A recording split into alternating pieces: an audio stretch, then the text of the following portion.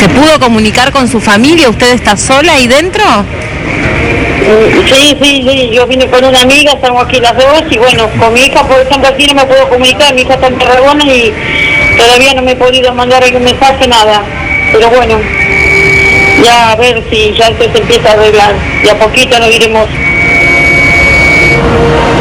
Fabiana, vamos a liberarla porque seguramente usted debe de tener que disponer de su teléfono para ponerse en contacto con sus familiares, pero bueno, vamos a tratar de retomar la conversación más adelante. Gracias, muy amable. A ustedes, adiós. Buenas tardes. Esta señora, que es argentina y hace 14 años que vive en España, hablaba de los mozos. Los mozos son los mozos de escuadra, que es la policía catalana, los propios policías de la ciudad de Barcelona.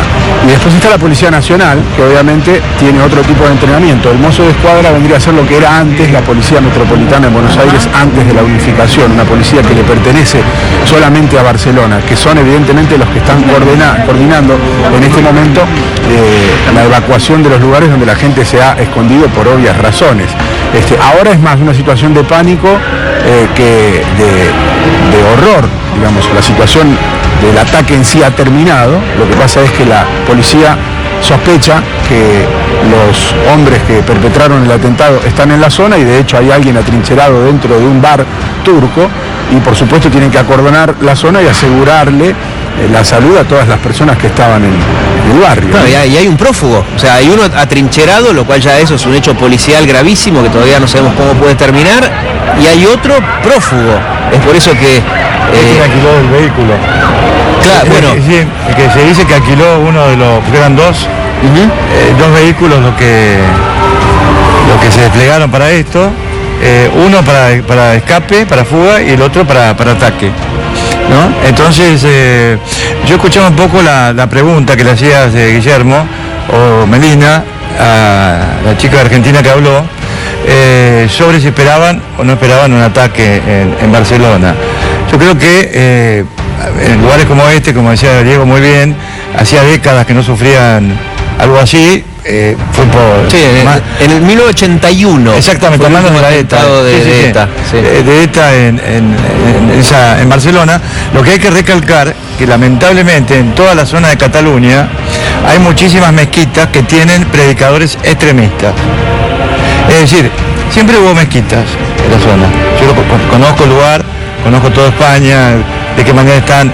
Bueno, los predicadores que antiguamente conocían a las familias vecinas, etcétera, que eran pacíficos, gente comprometida con la paz, etcétera, fueron paulatinamente en muchos casos desplazados y hay predicadores extremistas en muchas mezquitas, como ocurre en Francia, ¿no?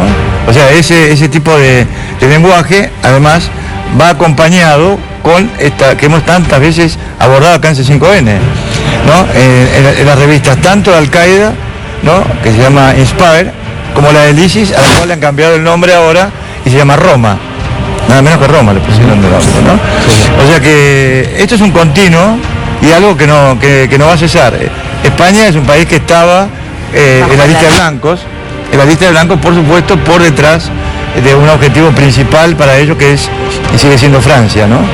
Entonces, lamentablemente, esto que ha sucedido ahora, que en principio me llamó un poco, digamos, a sospecha y tratar, como hacían ustedes, yo estaba siguiendo el programa con mucha cautela, porque hace horas ocurrió lo mismo en Francia, y era un desequilibrado, una persona que tenía depresión, entonces en lugar a lo mejor de quitarse la vida, ¿qué hizo? Mató a una adolescente de 13 años. Había pasado en Times Square también, que no tenía exactamente nada que ver con el terrorismo. Esa época me acuerdo que nos sorprendió a todos, ¿no? Todo el mundo pensaba que era un ataque terrorista y... Claro, encima en Nueva York y terminó siendo un psicóptico. Escuchaba voces y... exacto. Y además estaba borracho. Exacto. Pero en este caso es la misma policía la que confirma que no, que se trató de un atentado. Exactamente, lo que decía Guillermo, que es muy difícil poder prevenir un ataque de estas características cuando justamente tanto los lobos solitarios, hoy estos son células, ¿no? Estos ya son células autoformadas que a lo mejor no han tenido un contacto con la conducción central del ISIS, acá hay cuatro escalones, siguen las instrucciones que se les da en las publicaciones online de tanto del ISIS como de Al-Qaeda, es decir, usar cuchillo, usar vehículos para atropellar o usar incluso hasta piedras. Esto es lo que usan las tres variables. Variables. Bueno, recién Diego decía que estos son los denominados atentados low cost, porque verdaderamente requiere muy poco presupuesto poder planearlos. Prácticamente nada, o sea, muy poco dinero. En este caso, bueno, a lo mejor alquilar un vehículo o robar un camión como ocurrió en Francia, ¿no es cierto? De manera tal que son cuestiones difíciles de prevenir, y yo creo que la única forma de prevenir esto es con inteligencia y seguridad, con de alguna manera monitoreo de las personas que puedan ser sospechosas. Sí, siempre se termina conociendo, siempre en el diario del lunes, ¿no? Cuando supongamos que había sido controlado. Tiene alguien, claro. Pero enseguida viene la explicación, porque uno al principio dice, pero si ya lo tenían identificado, ¿por qué no lo detuvieron? Y la respuesta a eso es: seguir a una persona durante las 24 horas requiere, por lo menos, según especialistas británicos, 50 personas. No es que le pones a uno detrás con un diario siguiéndolo. Hay un entrenado, 90 personas. Exacto. Entonces, lo que hacen los servicios de inteligencia es hacer una suerte de ranking de peligrosidad. Además, se supone que vos no vas a estar las 24 horas operando para el mal, entre comillas. Por eso. Son momentos muy precisos del día. Lo que te digo es cierto. Y que además están enmascarados. Entonces no es tan sencillo, ¿no? Pero volvemos a eso, ¿no? Porque yo ya sé que mañana o pasado, cuando se conozca la identidad y después con el tiempo se va a saber que sí, que estaba en la mira, y mucha gente se indigna, con razón. Pero enseguida hay que aclarar que los servicios de inteligencia tienen una suerte de ranking de peligrosidad. A los más peligrosos, o mejor dicho, a los que se cree son los más peligrosos y que tienen riesgo de atentado inminente, sí se los sigue 24 horas, pero suele ser un puñado, no más de 10 personas o a veces 5, a quienes, insisto, se le tiene que poner o 30 o 50 agentes solo para seguir a uno. Después a otros se los monitorea vía online, se publica qué escriben en redes sociales, etcétera, etcétera. Pero siempre volvemos a lo mismo, ¿no?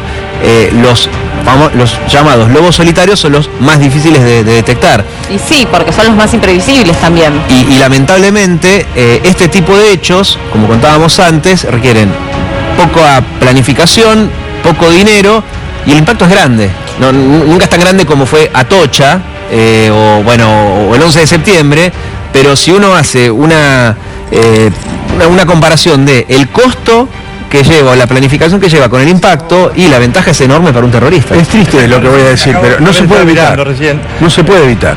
La pausa, estaba mirando por el celular, me comentaba un amigo que su hijo está viajando desde Madrid a Barcelona y están los vuelos de Madrid interrumpidos.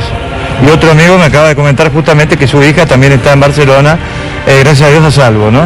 Ambos hijos de militares de alto... Esta mañana me enteré antes de que salga en los diarios, porque, bueno, una persona que estaba en Barcelona a punto de viajar a Francia, se entera porque lo llama por teléfono, un ciudadano argentino, que estaba en el lugar, estuvo a 50 metros de donde pasó todo esto. No podemos hablar con él ahora porque está viajando a Francia, ahora mismo. Si no, nos hubiéramos comunicado con Matías, que es el que me avisó más temprano. Y la gente pensó que era una bomba, porque está la confusión que se generó en el momento en que ataca la camioneta y empieza a atropellar a la gente, que en la estampida la gente gritaba bomba, bomba, bomba, y salieron todos corriendo, imaginando que se trataba de una detonación. Aparte, que iban a hacer explotar la camioneta, ¿no? Estos centros turísticos son blancos, permanentes, ¿no? Porque son los que están más desprotegidos. Pero yo retomo un poco, si me permitís muy rápidamente, lo que decía Diego, que me parece muy correcto, esto de fuentes británicas, ¿no? Que la masa crítica, de expertos en seguridad, de policías, inteligencia y todo eso, ¿no? Es inversamente proporcional a la cantidad de blancos que tienen para monitorear. Es decir, hay una cantidad, de sospechosos que si fueran a requerir 50 personas cada uno para un seguimiento, no habría posibilidad. La idea de la seguridad absoluta no existe. 7.000 voluntarios suicidas aparentes, hay que ponérselo en la cabeza. Pero además, este tipo de atentados son directamente imposibles de detectar. Imposibles.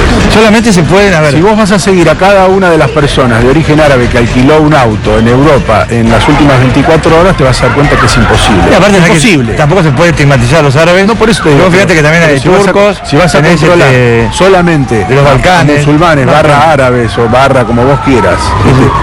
En toda Europa hoy debe haber miles de personas que alquilaron un auto, una camioneta, un camión o un motor. Es muy complicada la prevención. Yo creo que la prevención solamente se puede realizar a través de tareas de inteligencia que tienen el gran problema, como decía Diego, de no contar con el material humano necesario, ¿no? Para poder seguir a todos los sospechosos. No se puede. Es posible. No, y también es importante ampliar el concepto. Lo que se puede, en estos casos lo que hablan siempre los gobiernos, los especialistas, es de reducir riesgos. Sí. Se habla de reducir riesgos, porque por aquello de reducir la posibilidad a cero es imposible. Bueno, entonces no hagamos nada, obviamente no tiene sentido. Yo siempre hago la comparación con el cinturón de seguridad. Ponerte el cinturón de seguridad antes de manejar, ¿previene muertes? Sí, claro que previene, muchísimas. Ahora, siempre va a pasar que te enterás del caso de la persona que por tener el cinturón de seguridad se murió. Pero eso no significa que a partir de ahora no lo usemos más. ¿A qué voy con esto? Los trabajos de inteligencia de los gobiernos son muy importantes y se suelen detectar hechos terroristas antes de tiempo. Lo que pasa es que no suelen ser noticia, o al menos con tanto peso, como cuando un hecho terrorista sí llega a producirse. Pero, sin ir más lejos, en Barcelona mismo, en abril, hubo, no recuerdo si eran 3 o 7 detenidos, personas que estaban planificando un hecho terrorista, y los detuvieron. Es decir, sí es posible prevenir hechos, sin ir más lejos, todos los días creo que se está haciendo mucho para prevenirlos, pero el riesgo nunca se puede bajar a cero. Además que para detener hay que tener pruebas. Claro. No se puede detener a alguien sin pruebas, por lo menos que les permitan mantenerlos tras la reja, no sé, un tiempo determinado. Llegado el caso, a lo mejor expulsarlos del lugar, que además requiere en muchos países todo un juicio previo. Claro, es que muchos terroristas paradójicamente se ven beneficiados por el sistema de justicia que tenemos los países civilizados. O sea, es increíble, ¿no? Pero y es lógico, uno no va a resignar uno a eso, pero volvemos a lo mismo. Cuando se da a conocer el dato de fulano de tal estaba siendo investigado, mucha gente dice, ¿por qué no lo detienen? Bueno, porque no hay pruebas. En un sistema republicano, federal, con 3 poderes, con una justicia que actúe, hace falta pruebas como para detener a una persona. Supuestamente, hasta el momento, lo que se sabe de él o los detenidos, porque ahora también la otra versión es que ya se detuvo a la segunda persona, ¿serían de ISIS o pertenecerían a ISIS o habrían sido formados allí? O al menos ISIS se adjudicó también. A ver, acá hay una buena pregunta, ¿no? Acá, no, todavía ISIS no se adjudicó nada, ¿no? Nadie se adjudicó nada todavía. Acá hay 4 escalones. Hay que olvidarse que el ISIS en este momento está en estado de derrumbe, no se sabe si está muerto o no el famoso califa Trucho. Están en franco retroceso. En franco retroceso, pero tienen 4 escalones. Los ataques que pueden estar decididos, por ejemplo, por el Estado Mayor del ISIS, ¿no? Sí. Luego, por células o por grupos que de alguna forma responden, pero tienen una especie de libertad operacional para elegir blancos y actuar. Y están, por ejemplo, en este caso en Europa, hay una tercera línea de simpatizantes que puedan o no puedan haber tenido contacto con personas con experiencia en combate o en armado de bombas, etc. En la medida que veamos el uso de estas tácticas, quiere decir evidentemente que no ha habido a lo mejor una conexión directa o una orden directa. Lo que sucede es que tanto el ISIS como Al-Qaeda, pero sobre todo el ISIS, automáticamente se autoadjudican cuanto atentado tienen a mano, porque les da cierta presencia en los medios y ayuda a contrarrestar el estado, digamos, calamitoso que tienen desde el punto de vista militar. Perdón, esto estamos hablando de Siria e Irak, porque el ISIS está creciendo, por ejemplo, en el este de Asia. Ideológicamente, o en Libia, en el norte de África. Claro. Ahora, está bien lo que dice, y me gustaría complementarlo. Es muy probable que dentro de algunas horas ISIS se adjudique el ataque. Ahora, no por eso tenemos que salir corriendo a quererles a terroristas, ¿se entiende? Es decir, cuando hay un hecho así, ISIS se lo atribuye, lo cual abre al menos 2 posibilidades, que hayan sido o que no hayan sido. O que lo hayan investigado. Yo creo que es más probable que lo investiguen, ¿no? Tranquilamente puede haber sido, como dijo Calderón, estos 4 niveles, ¿no? Que eran la jefatura de ISIS, las células que responden a ISIS, los terceros sean como personas entrenadas por ISIS, y el cuarto es el lobo solitario con una conexión a internet, ¿no? Y está Al-Qaeda, que Al-Qaeda tiene en este momento un perfil más bajo, más difuso, porque no tiene un territorio para defender, salvo en Yemen y en algún otro lugar, ¿no? Entonces Al-Qaeda en ese sentido han desarrollado, digamos, los últimos tiempos, sus tareas de expansión de una manera mucho más sutil que el ISIS. Y yo creo que lo más peligroso luego del derrumbe del ISIS va a ser el brazo de Al-Qaeda, por ejemplo, en la península arábiga, que se está operando desde hace muchísimo tiempo, que es el que experimenta los famosos ataques con bombas, en aviones, etcétera, y otra organización, para mi punto de vista, que en el mañana va a dar mucho que hablar en Europa y en otros teatros, es el frente llamado Frente al-Nusra, ahora le cambió el nombre, que es el brazo de Al-Qaeda en Siria, que tiene bajo su poder nada menos que la ciudad de Idlib. Horacio, todavía ISIS no se adjudicó el atentado como tal. Podemos sospechar que efectivamente esta persona, o como lobo solitario o como lo que fuere, en tal caso actúa alineado a la ideología de ISIS. No tengo ninguna duda. Perfecto. Ahora, ¿ISIS puede atentar en cualquier parte del mundo? ¿Puede atentar en Argentina, por ejemplo? Bueno, es una buena pregunta y la respuesta que sí. Yo diría que absolutamente sí. Y yo creo que la Argentina no está preparada, no estamos preparados. No estamos preparados para afrontar, digamos, a ver, inclusive riesgos mayores que el de un, a lo mejor, lobo solitario o de alguien que actúe, yo quiera que no suceda, como ha ocurrido recién en Barcelona. Esto se podría resolver a través de que de operaciones de inteligencia, porque ¿qué pasa? La Argentina no es un país que tenga una masa crítica de potenciales terroristas como sucede en Europa. Sí. La Argentina es un país que acoge a la gente. O sea, acá no es un país chauvinista que pueda, digamos, de alguna forma rechazar al extranjero. Somos gente, me permito decir. Sí, no hay guetos. No hay guetos, al contrario, acá por París. Acá ha habido provincias que durante años, que han sido prácticamente una especie de estancia propia de personas de origen árabe. No se ha alentado el terrorismo de acá, no hay predicadores en mezquitas de acá de Buenos Aires que yo sepa que alienten actividades terroristas, pero sí pueden venir de afuera, pueden venir del exterior. Y yo creo que de acá al G20 el gobierno argentino debería poner un poco las barbas en remojo y ocuparse del tema, porque no hay especialistas acá, no hay. Yo no puedo acá hacer, decir algo que me saque de mi condición de analista. Estas imágenes que estamos viendo son en vivo ya en el anochecer de Barcelona, con el trabajo de las autoridades en una ciudad que ahora, por lo menos en su casco centro e histórico, está sitiada por la presencia de un hombre que aparentemente formó parte del ataque en el que murieron 13 personas en plena Rambla de Barcelona. Por si usted nunca estuvo allí, probablemente el punto turístico más importante de la ciudad, el más concurrido en determinados horarios, que tiene prácticamente en unos 600 o 700 metros muchos atractivos de los más codiciados.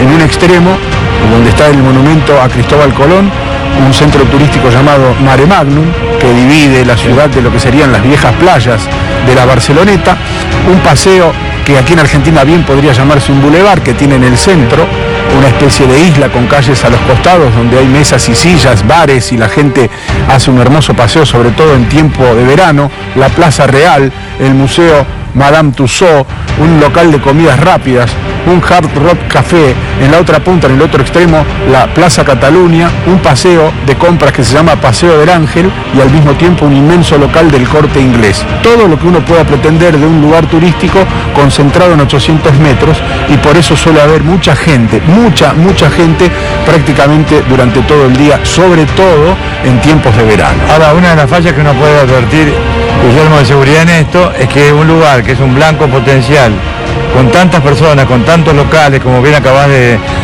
describir, no haya tenido algún tipo de perímetro, por lo menos de protección contra ataques de tipo vehicular, ¿no? Lo que pasa es que en realidad, en líneas generales, no se puede ir a gran velocidad. La Costanera está en uno de los extremos, que es un lugar prácticamente de paso. Uno tiene que intuir que entró por una de las calles laterales donde no se puede ir a gran velocidad, y evidentemente se ha subido por el bulevar, por la parte central de la Rambla, y ha empezado a atropellar a la gente. Es muy difícil de controlar eso, Horacio, salvo que directamente restrinjas el tránsito vehicular. Yo creo que en casos de este tipo, cuando hay tanta concentración de gente, que puede ser un blanco potencial, bueno, debería establecerse algún tipo de perímetro, que a lo mejor que por 200, 300, 400 metros los vehículos circulen no por el bulevar, sino que circulen por otro tipo de calles más alejadas. Yo creo que debería tenerse en cuenta esto, ¿no? Porque lamentablemente terminamos contando las fatalidades, y no, como decía Diego, bueno, se abortó tal ataque, se abortó tal otro, como ocurre todos los días en Europa. Yo sigo permanentemente, todos los días hay arrestos en Europa.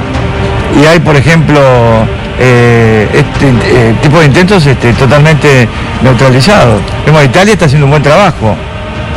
Italia está haciendo un buen trabajo que no ha tenido hasta ahora, a pesar de ser un blanco.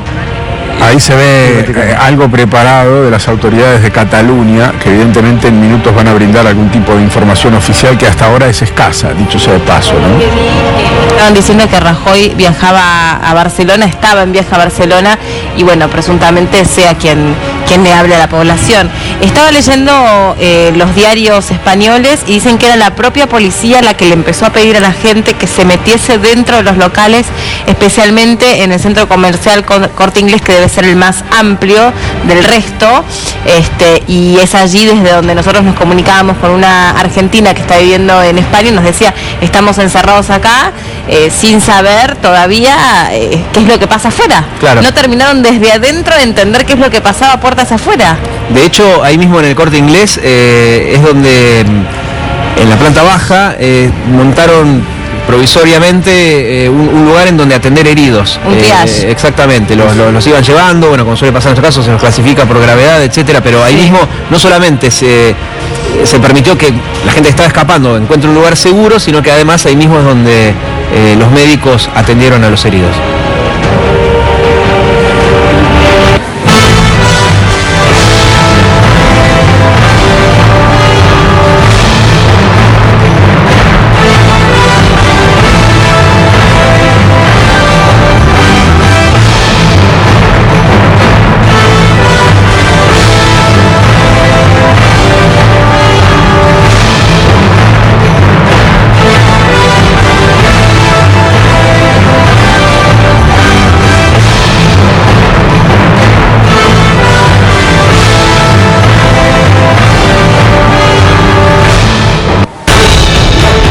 De último momento que sumamos es que la policía detuvo a este hombre, Driss Oukabir, o al menos así se presentó ante la agencia de alquiler.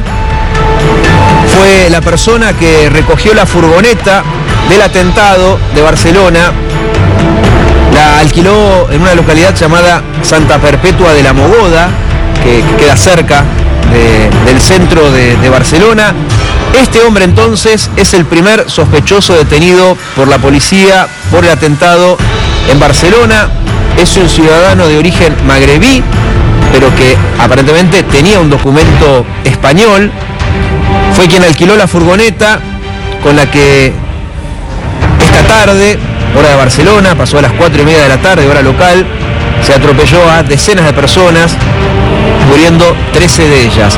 A propósito de la cifra, ya es el Ministerio del Interior el que confirma los 13 muertos. Hasta ahora nos guiábamos por medios españoles, serios, con buenas fuentes, como es el caso del diario El País, pero ahora queda claro que el Ministerio del Interior español es el que confirma los 13 heridos y agrega que hay 50 heridos de distinto tipo de gravedad. 5 de ellos se sabe que se encuentran en muy grave estado. La policía entonces detuvo a la persona que alquiló la furgoneta. Resta saber si, además de haber alquilado el vehículo, participó del atentado. Perdón, Diego, por la información que estás justamente transmitiendo, no hay rehenes. No, bueno, y eso es la otra información. A través de su cuenta oficial de Twitter, los mozos de escuadra, ¿no? Así se le llama a la policía local, de hecho su Twitter es @mozos, desmintió que haya habido toma de rehenes. Con ese mozos. Exactamente, con doble S. Y el atrincherado estaría atrincherado sin rehenes. La pregunta que sigue es ¿por qué no lo atacan y lo sacan? Bueno, hasta ahí llegamos con la información oficial. La información oficial de los mozos es que detuvieron a este hombre llamado Driss Oukabir, de origen magrebí. Recién aclarábamos, ¿no? Que Magreb es la zona noroeste norte de África, de África, incluyendo a Egipto. Exactamente, la región de Marruecos. Ellos llaman, a unos les tiran hasta Libia. Los españoles comúnmente los definen como moros.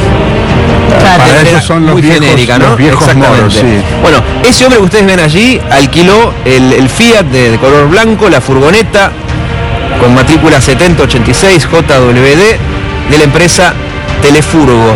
El sospechoso Nació en Marsella, aporta en este caso el diario El Mundo, pero llevaba años viviendo en la localidad catalana de Ripoll, en donde estudió.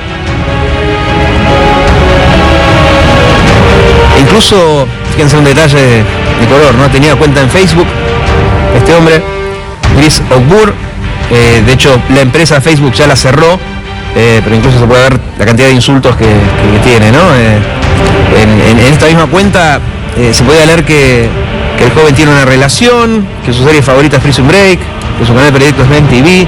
Digo, parecen datos superfluos, ¿no? Pero estamos hablando de alguien que vivía en España y tenía la vida de un joven español, a eso me refiero, no era un tipo que estaba encerrado en un cuarto oscuro planeando atentados. A través de su cuenta en Facebook, insisto, tenía una relación, hablaba de series, el canal predilecto era MTV, eso sí, como libros favoritos puso el Corán, y entre las páginas a las que seguía destacaba Hermanos Unidos por el Islam o también Marroquíes por Europa. Y también se resalta una foto que había subido de una banda juvenil que fue desarticulada en 2013 después de llevar a cabo numerosos robos a menores y que hacía apología islamista a favor del Magreb y su cultura. Insisto, es el perfil de este joven que está detenido por el atentado.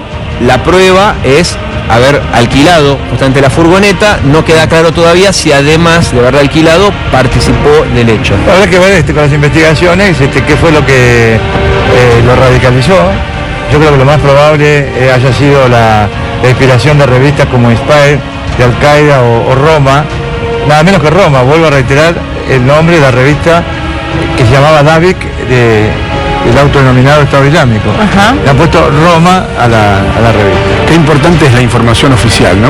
Ya se descarta que haya existido una toma de rehenes, no es un dato menor.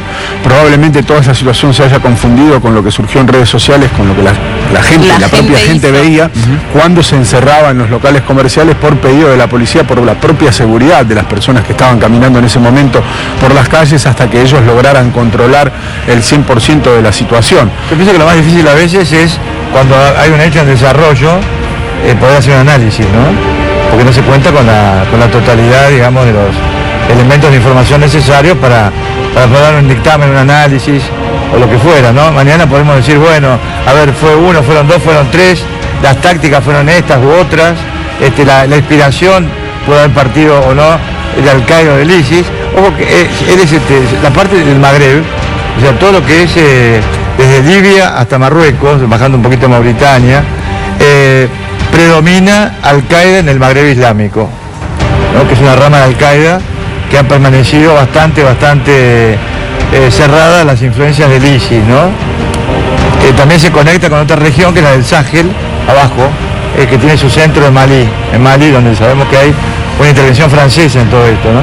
O sea que va a ser muy interesante, pienso yo, seguir los acontecimientos las próximas horas y sacar conclusiones. A mí lo que me parece es que esta gente no tiene demasiado tipo de entrenamiento con lo que ha hecho, porque si tenían armas de fuego, y se confirma que tenían armas de fuego, igual hicieron un desastre. Si se confirma, claro, pero si se confirma que tenían armas de fuego y no las usaron después del atropellamiento, como ya digo, quiere decir que algo le falló en planificación. Con gran intelecto, ¿no? El impacto que han conseguido es formidable, porque han atacado una de las ciudades más visitadas de Europa en tiempos de verano, la ciudad predilecta de los alemanes y los ingleses en tiempo de verano, y el lugar más emblemático de la ciudad de Barcelona. Por lo tanto, el impacto, de hecho estamos hablando aquí a 14.000 kilómetros de distancia, el impacto es formidable, ¿no?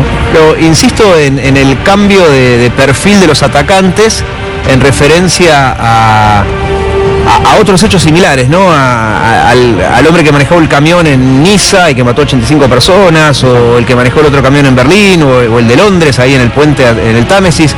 Esos eran atacantes suicidas, eran tipos que mataban a la mayor cantidad de gente posible, y cuando ya el vehículo no podía seguir avanzando, se bajaban y seguían actuando hasta que venía la policía y los mataba. Exacto. En este caso me llama la atención que es otro perfil. Otro perfil de atacante. Sí, que había armas, hay que ver ahora, ¿no? Si realmente, acordate ayer cuando ocurrió el atropellamiento. Conferencia en vivo. Y no